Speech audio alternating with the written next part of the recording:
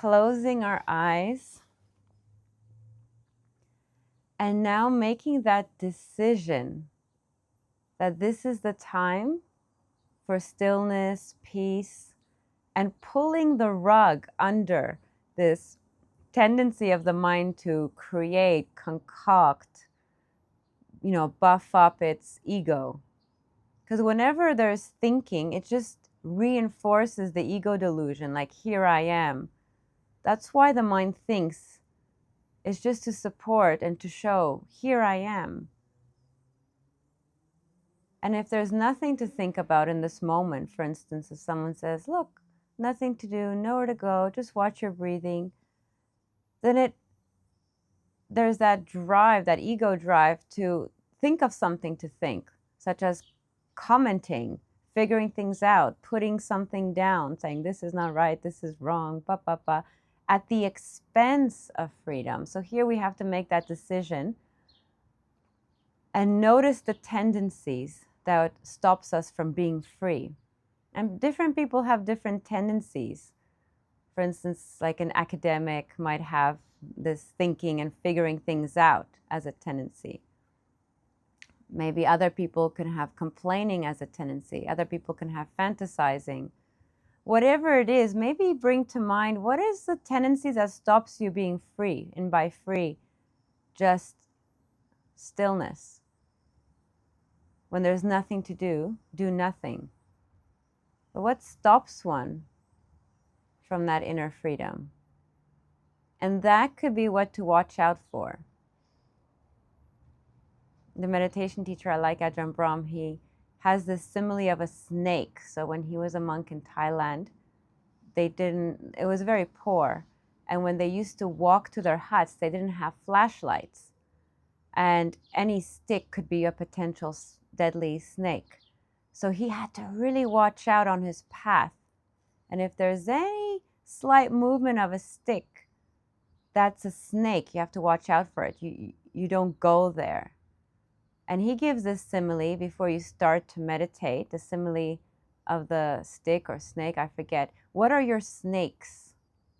The things that catch you in your meditation, that get you caught up, and then the whole next few minutes you're just in la la land, thinking and fantasizing or getting caught up in a story. That's your snake in meditation. So what is your snake? Maybe bring that to mind to be clear, so that you say, okay, if that comes up, I don't go there, not now. Maybe it could be planning a shopping list or whatever it is. And the direction is this internal relief, letting go, the mind releasing, grasping of anything that comes up. Having that Teflon mind, that anything that comes up just doesn't stick, it just fades away. And that takes courage. And now, also sitting in a group, we have that support, that courage, that we're practicing this together. So we have more of that motivation to stop picking things up. That hand of the mind that picks things up and grasps, we just release. And that's why it helps doing this stage by stage, gradually, and we're deconstructing this whole, like, samsara is this endless wandering. This is construction, fabrication. We're deconstructing, we're allowing all these layers to peel away. The first layer to allow to fade away, to deconstruct, is this thinking, this narrative self, this storytelling. We turn down the volume of that. And it helps us to just be aware of what's happening now. We can hear the sounds of nature.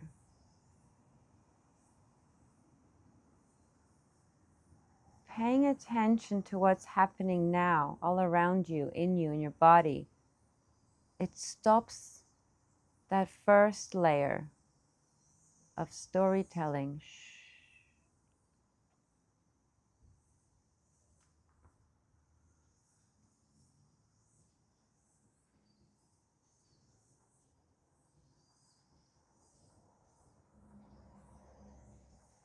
And what I found vital in this whole process is to notice and choose to enjoy the relief and the subtle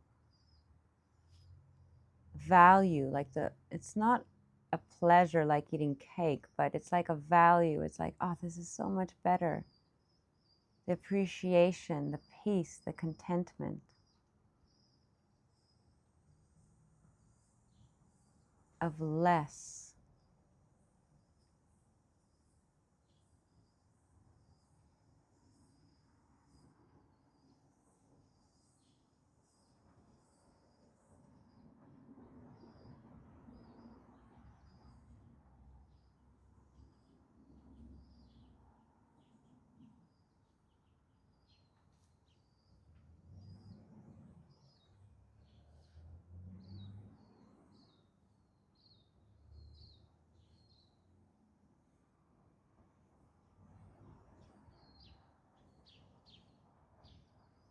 It's not something the ego does with the movement of mind. So don't try to grasp at this subtle relief. You just give up.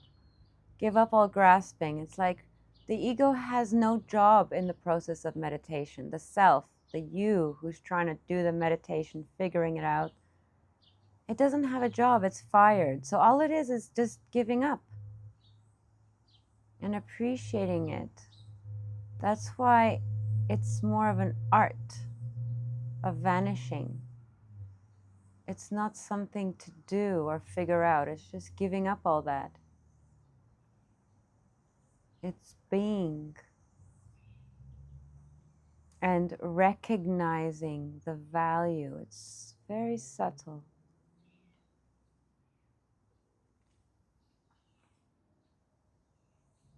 That's why it goes against the stream of the world.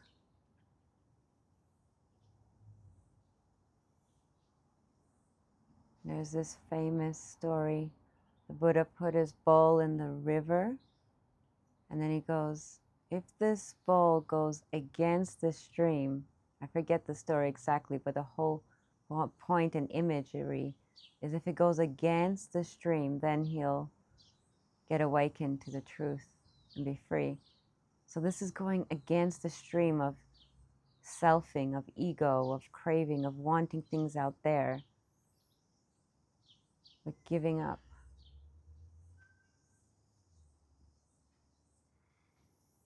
And we do this layer by layer. And this process ripens and happens all by itself. So it helps because it's sometimes sticky. It's like the head eating its own head. It gets messy. So this process ripens and happens all by itself sometimes if we're just aware of something. So let's say we'll start by scanning the body and then later aware of the breathing. And through this process, the grasping slowly subsides.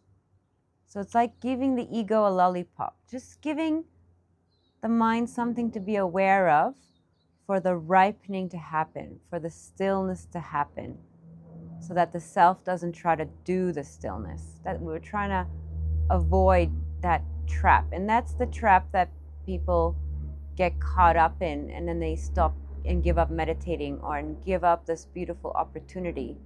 For instance, going on the retreat, it's because the self wants to do it, and then it gets caught up in itself. So just do it. We'll just scan the attention through the body, and through this process, we allow the selfing and all the concoction to just allow to fade, and through this fading, deconstruction. So noticing the toes, not thinking about the toes, not making a story about the toes, just feeling aware. What's happening? Awareness of the toes.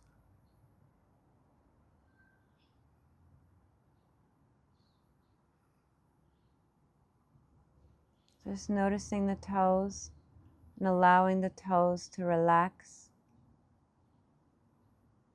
Being aware of the ball of the foot. What's happening there?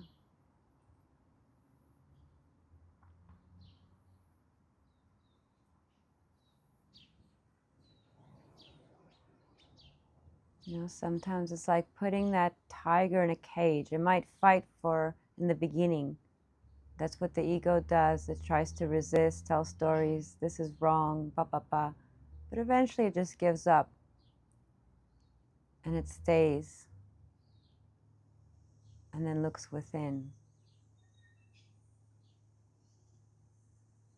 So noticing the toes and gradually under the ball of the foot. Notice any sensations under the ball of the foot. Feeling more relief, more ease. In this moment, there's no problem. In this moment, you don't have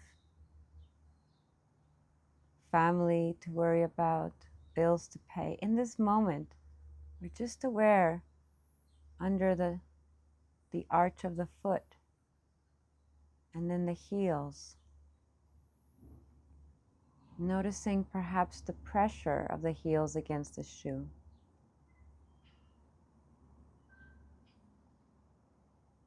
Noticing that sense of spaciousness, relief in the condition and texture of mind. Just noticing the ease of nothing to do, just being aware of the ankles.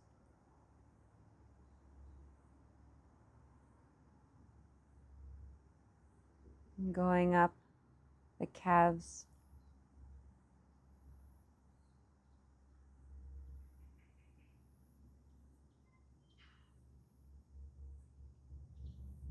Being aware of the knees.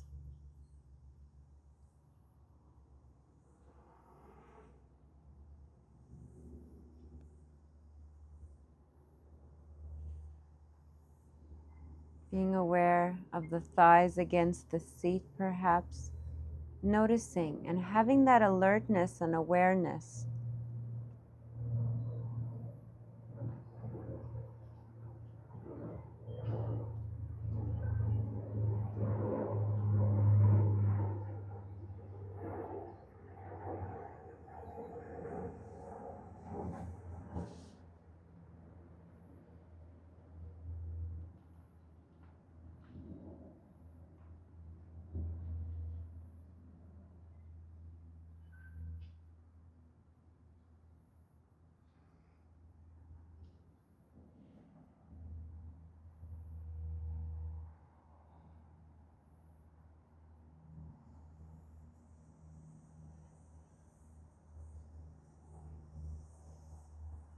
Being aware of the back, going through the spine, and somehow awareness allows the body to heal. I don't quite understand, but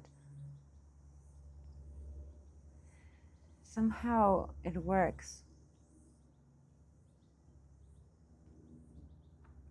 Being aware of the tummy.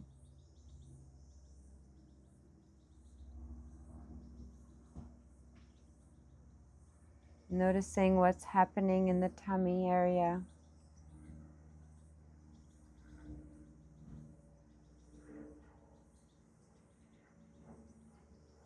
In the chest. Shoulders.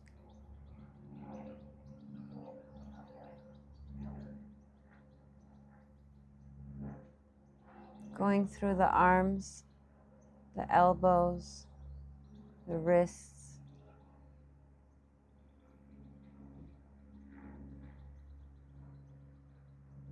The thumbs, second, third, fourth, fifth.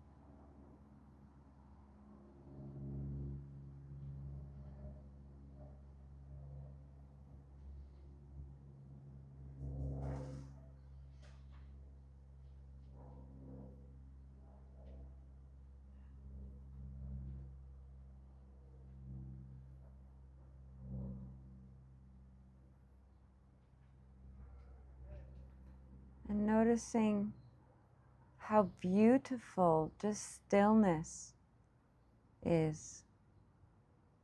A mind that doesn't need to bubble and to move and to reach out for things. Just a beautiful, still mind, appreciating the worth and that this is so much better, deeper than mental blah blah.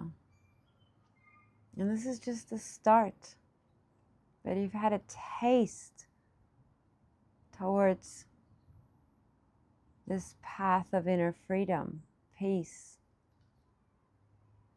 And it's important to keep a pulse on that taste, because we follow the scent, not through doing, but just releasing and stillness. The mind deconstructs all by itself through stillness. It's the nature of the mind to unfold, to fade. It's just the ego grasping that keeps it constructed, hard, brittle, and agitated, which is suffering. If we take the sense of self out of the picture, the mind just unfolds, fades, unveils. Deconstruction happens all by itself through stillness. And keeping a tap, like keeping a pulse on this inner feeling of contentment, ease, allows that stillness to deepen.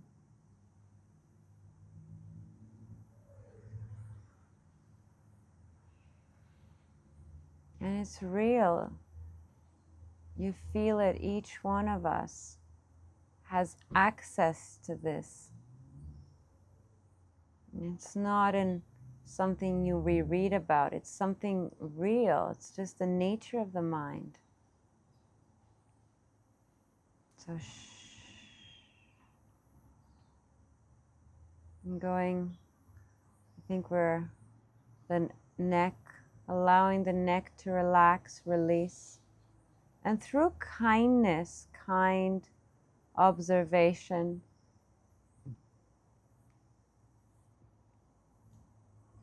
the neck relaxes all by itself. The jaw releases all by itself. Around the eyes,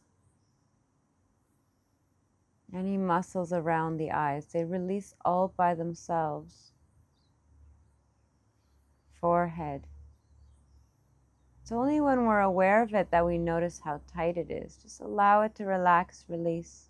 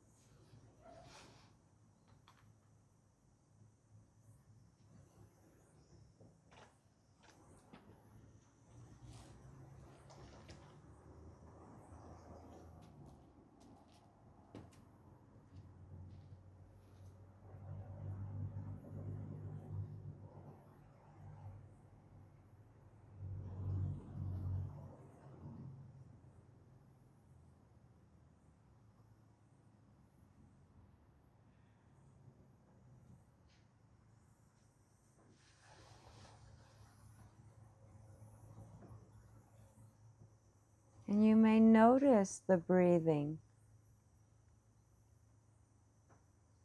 But see where you're at. If the mind has a lot of movement, you can do some smooth inhalation and smooth exhalation, or any specific breathing pattern that works for you, deliver it.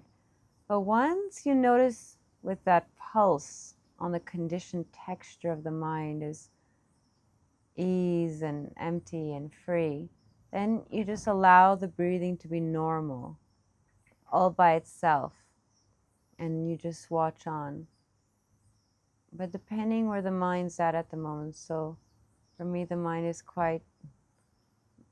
it's quite nice to just be with the breathing So I'll just watch, just knowing the breathing in, knowing the breathing out. And the texture and condition of mind, you start to feel quite delightful. And that's the mind, that mind sense becoming more, getting more dominance. You're starting to feel more the mind, this contentment, ease, just through stillness. When the ripples start to fade in the water, then you see more clearly.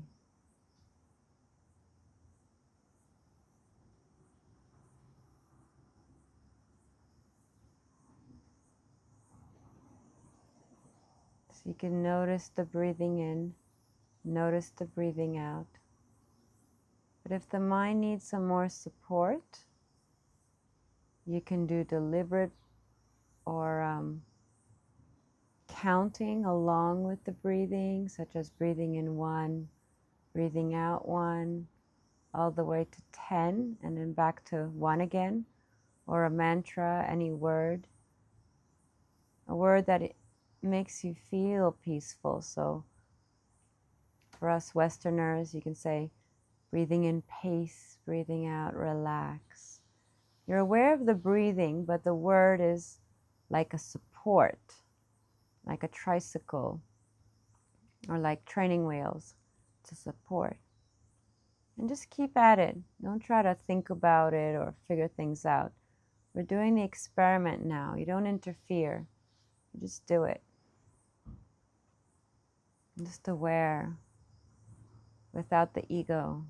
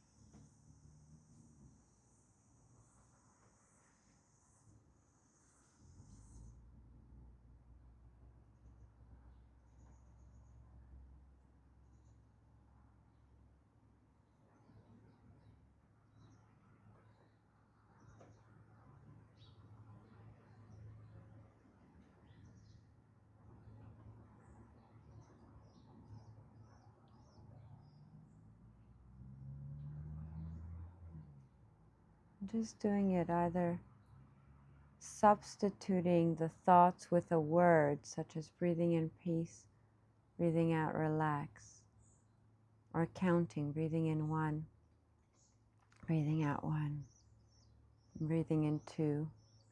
Allow the breathing to be natural. It only gets uncomfortable because the ego tries to control whatever it watches. But just by carrying on, then it becomes more smooth and comfortable.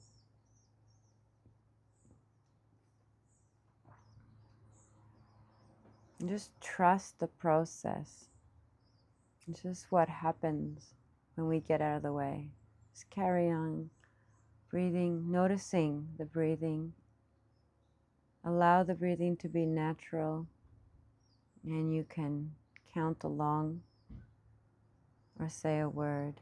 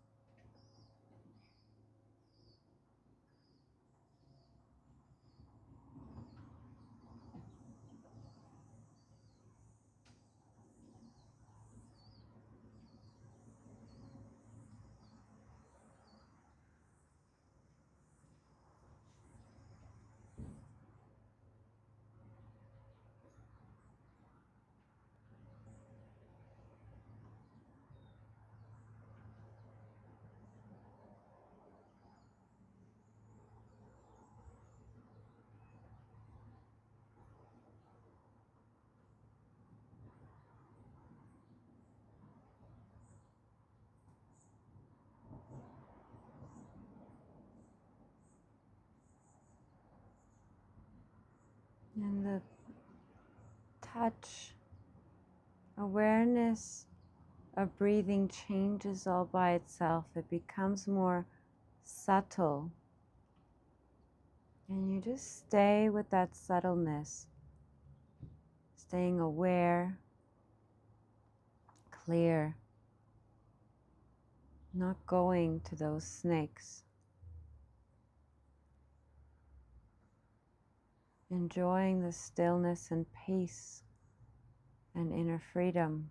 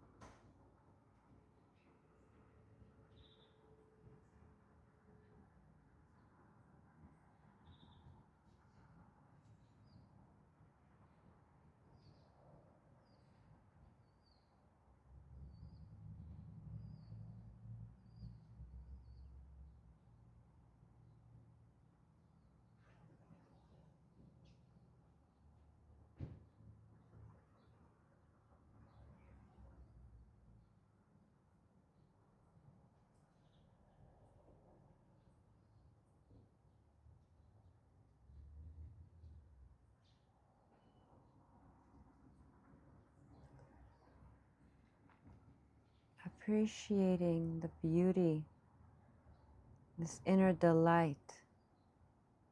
So delightful and nice when the mind quietens down. And just aware of the breathing. The breathing, eventually you don't know that in-breath versus out-breath. It's just breathing is experienced perhaps differently as like a lightness of mind, like a type of subtle inner joy. However, the mind comes up, you just stay with that. Or if there's thinking, it's okay.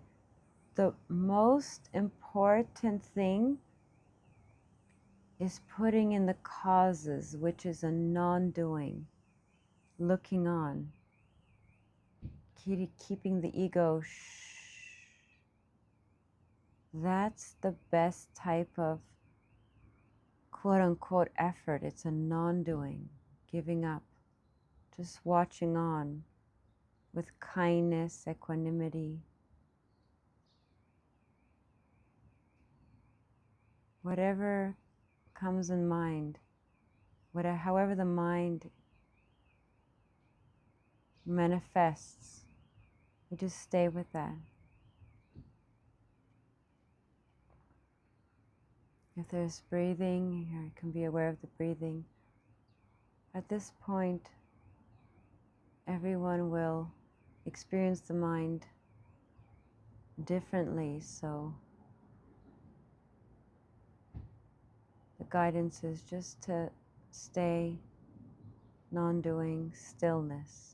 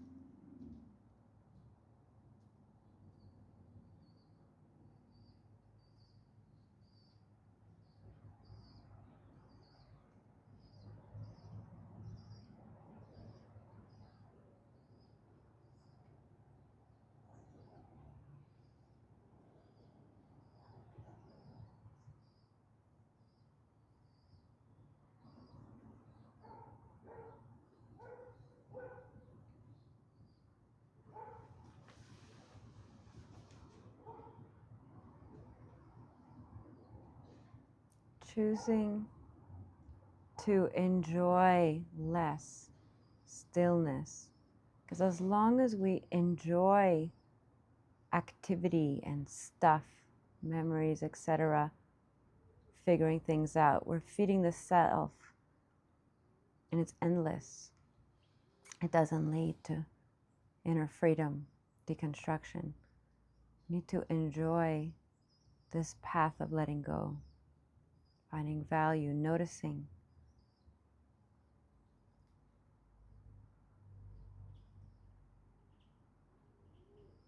Giving it time to unfold.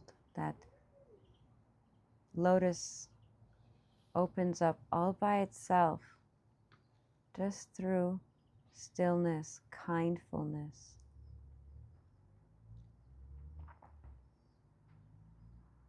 You can appreciate awareness of the breathing. It becomes very subtle.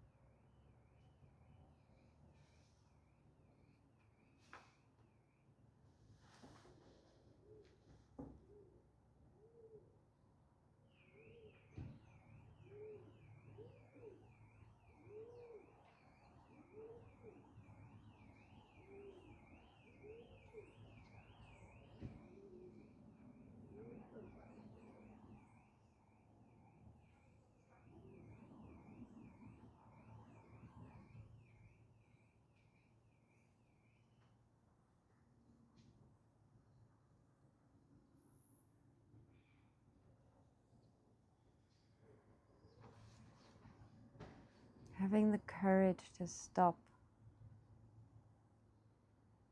It's uncomfortable in the beginning, this restraint. Once you just give in, then it's like a snowball effect. The beauty of the still consciousness holds you. It's just that beginning part that is perhaps uncomfortable because we're not used to it, that self has momentum.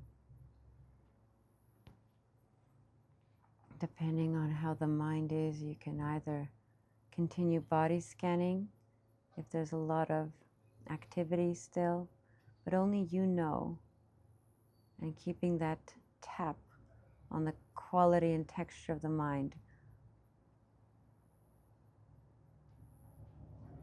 leading the direction that leads to more stillness, ease, peace.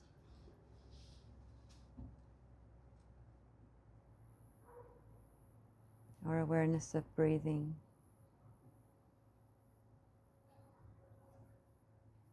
Or just this genuine, heartfelt well-wishing, this kindness. Generate a sense of wishing in the heart, of all beings be happy, allowing it to suffuse through your whole body. This friendship, kindness, well-wishing. This attitude of love, or like your dog or a child.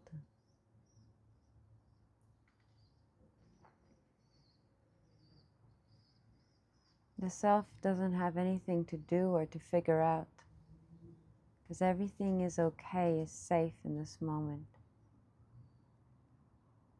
Very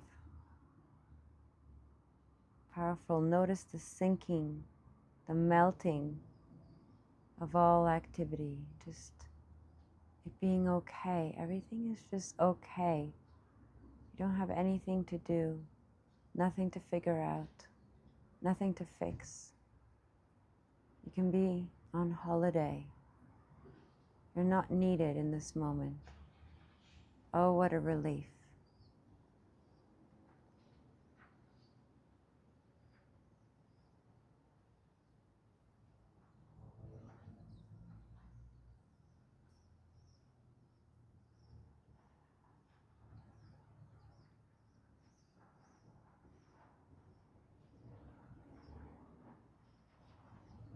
How easy it is to be aware of the breathing.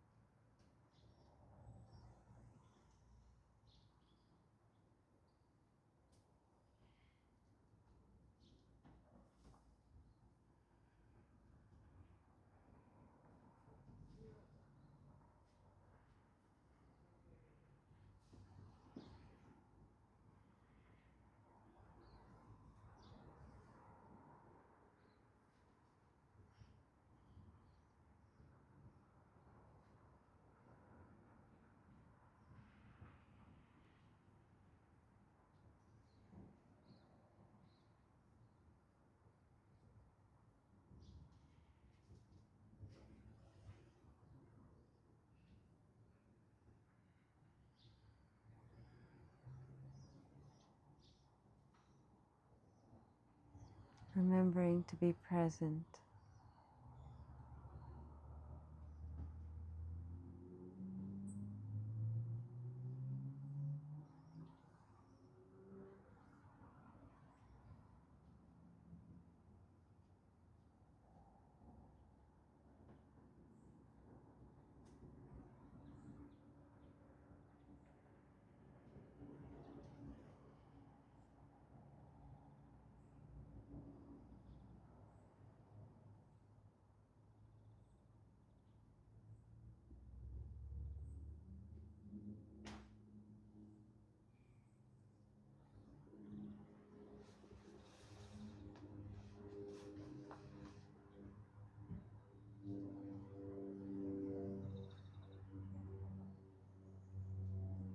If the mind needs some softness, warmth to make this moment more at ease, you could always rekindle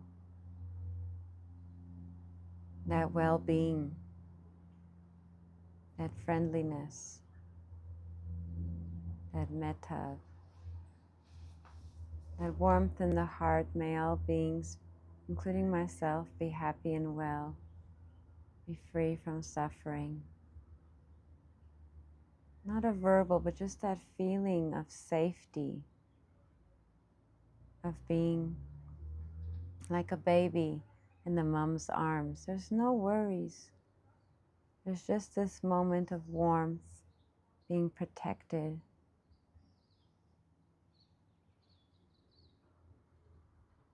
And that everything is okay. It undermines the self because it's not needed. It's just shh.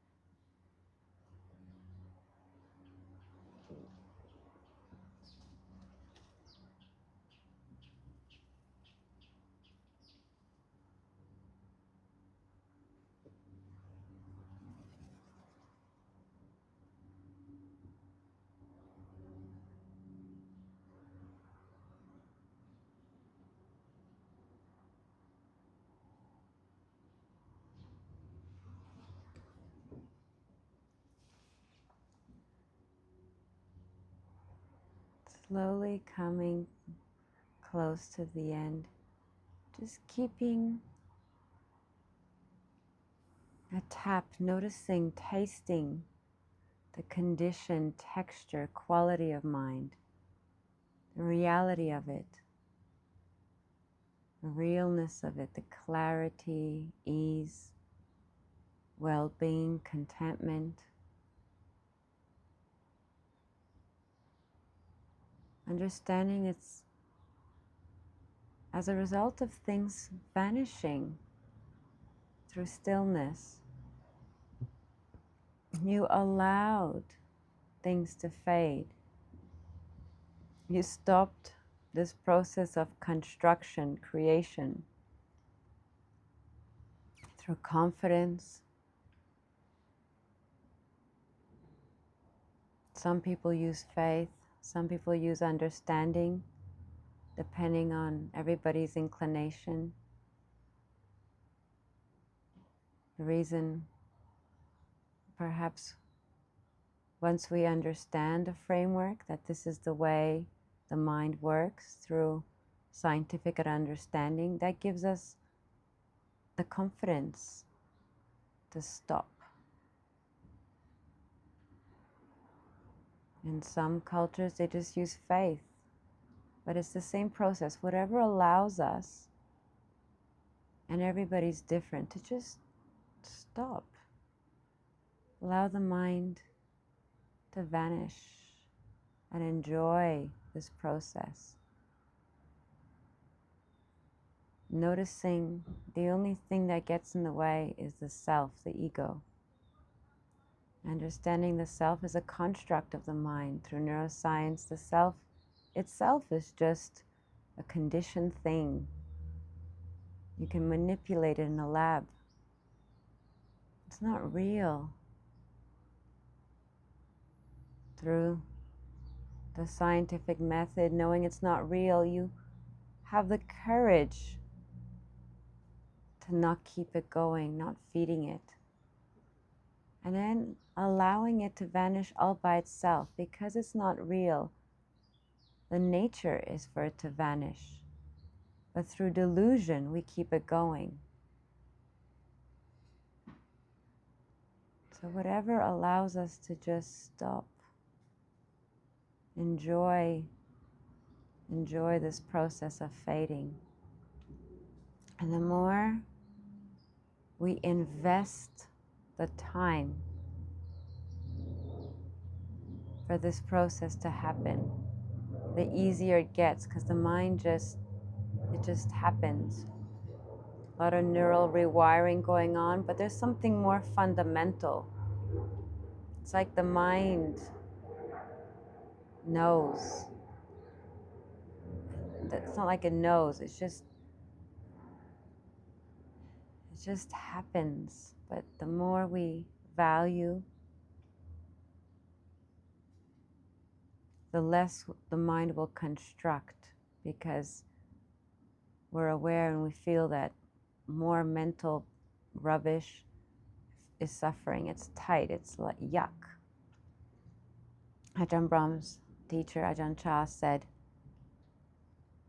if someone notices they have a piece of shit on their finger, they automatically wipe it off. I think it's the same. It was like a simile, this letting go process. It's not you who does it.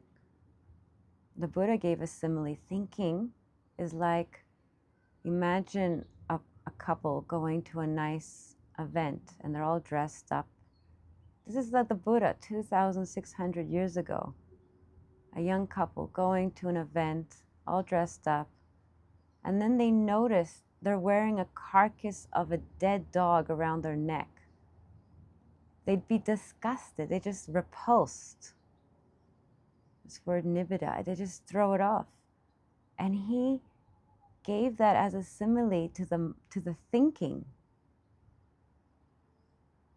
It's not that you have to stop the thinking. It's once we notice this is better, the mind doesn't go there. This is so powerful.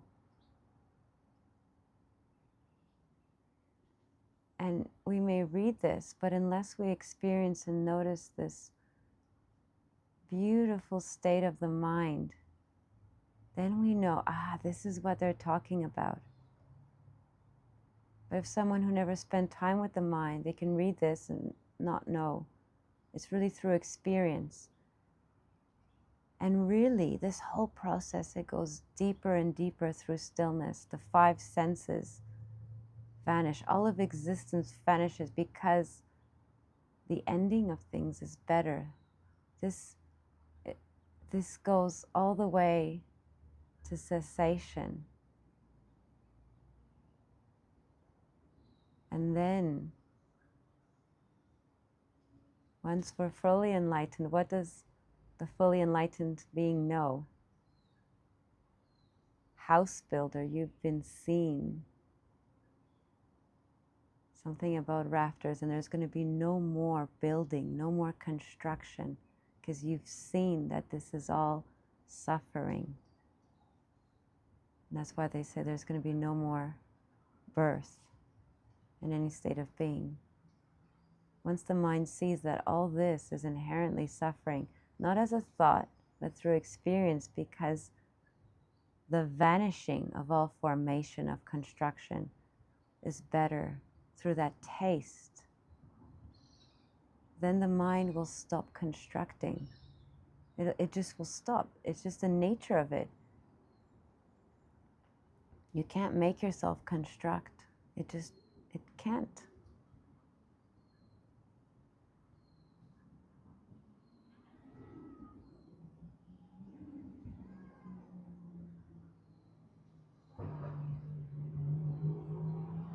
All through that taste. So it's very, very important at the end we linger and just, the more we can spend time in stillness, this unfolding, unraveling will happen all by itself. It's the nature of it.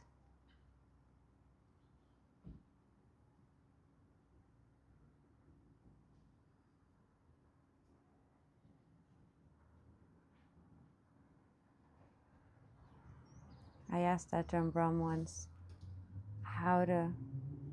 what can I do for this process to just be more efficient, happen, well, for this to be my last life? And he says, just meditate more. I think that's this whole thing of just this mind appreciating, valuing, so it won't want to construct.